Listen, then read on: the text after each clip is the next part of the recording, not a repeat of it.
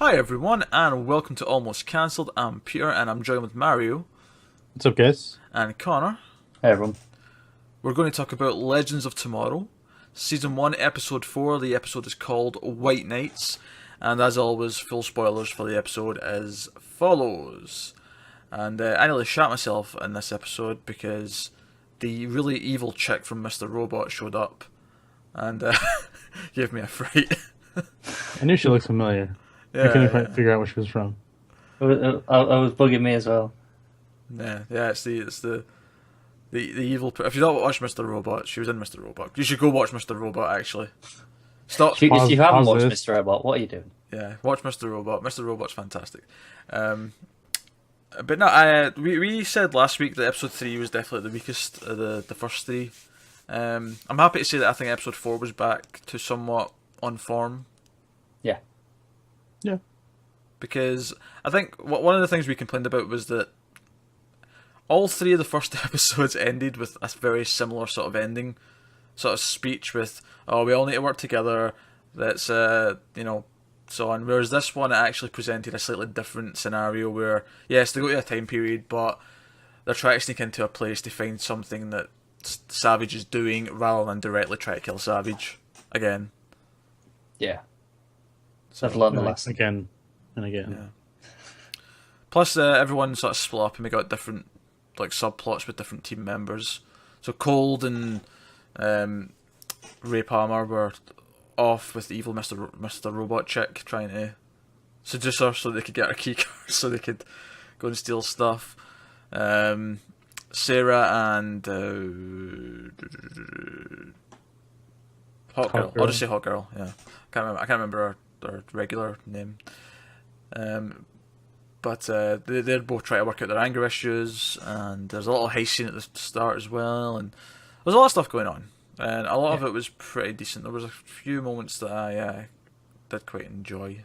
The one that stood out for me was, which really could have been a lot worse, but it's when Jackson confronts Stein about kidnapping him, and Stein basically says, "Oh, this again." But then I thought it was actually kind of well written, because Jackson's like, "What? Like, we time traveled. If I die while we were doing this, my mother's going to think I just disappeared and never came back. Like, she's going to think I just abandoned her." And I was like, "Oh, that's actually a really good point. Yeah. Yeah. That's actually well done." Yeah, but that led to him revealing that he does feel responsible and he would take care of it, figure something out. Yeah. So the characters are bonding.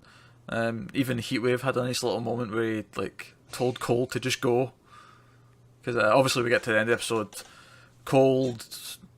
Heatwave, Stein, and Ray, I think, are all captured. Yeah. By the people who work for Savage. Yes. Anyway, what did Connor? What did you like about this episode? Yeah, the stuff you said again, it was the Stein and Jack stuff. It was, I think they had the funniest stuff as well as the most touching stuff. The bit where Stein's dealing with the stuff in the reactor, and Jack's telling me, he's like, "Oh God, is this what it's like when I'm in your head? Now I get why it's so distracting." That proper made me chuckle. Yeah, I did have a little bit of a problem with the episode. I thought the whole 80s was a bit underutilized. Yeah. Yeah, because you had the scene at the Pentagon, and that was fine. It was a fun little heisty sort of scene. Right, but then usually they put in some music to style it up, and they come in some clothes, and there's some stylized entry of two characters coming into a room or something. But It's because it quickly went to Soviet Russia. Right. Yeah, and I get they wanted Soviet Russia, so 80s, but just kind of felt a bit wasted. I guess I wasn't really thinking about it, but yeah, I guess you're right. But I guess based on the last few episodes, it just felt like this could have been any time. This could have been now, really, and it wouldn't have felt much different. True. Yeah. Which is a little bit disappointing in a time travel show for me. That said, though, they're still going to be in the 80s the next episode, so it can still come up. It could. Yep. But like I said, the rest of it, I really enjoyed the heist at the start. I thought that was a lot of fun.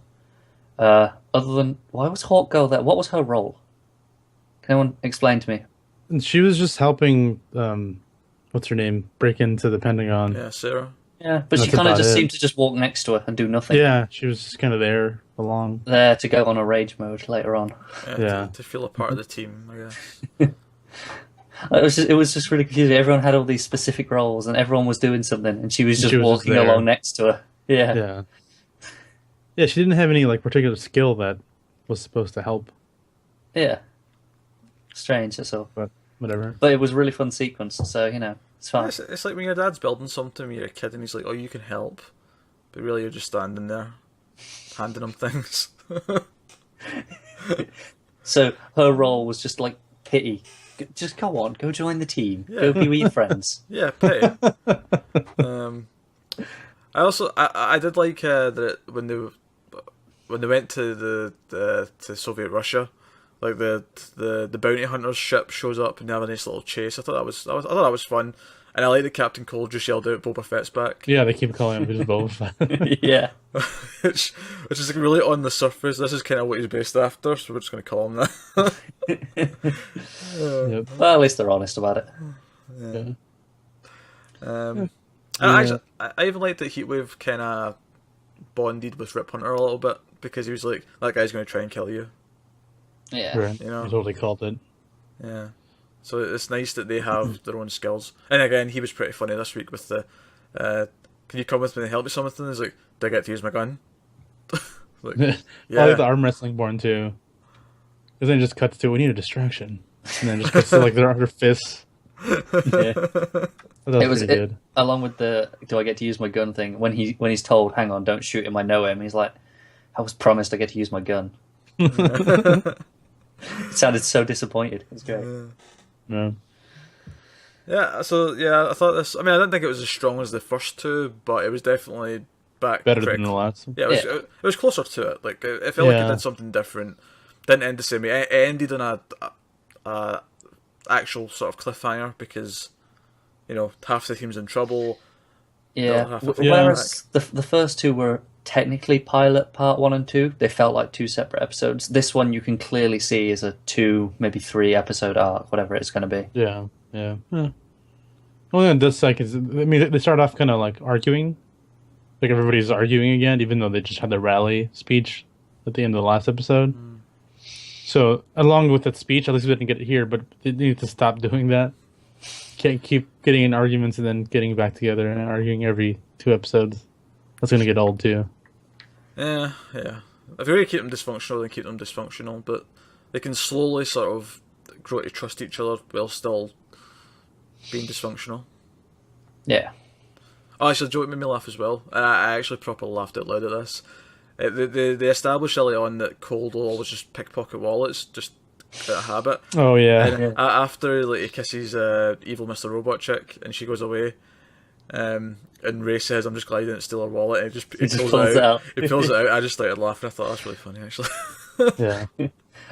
I liked their whole interaction, like with Snart and Ray, just him just like upstaging him when Ray's trying to be all suave and like he knows what he's doing, and Cole just walks in. It's like, I got this. That's it. I could have done without the really bad pun where she's like, "It's freezing to me. You don't want your jacket." But he's like, "I love the cold."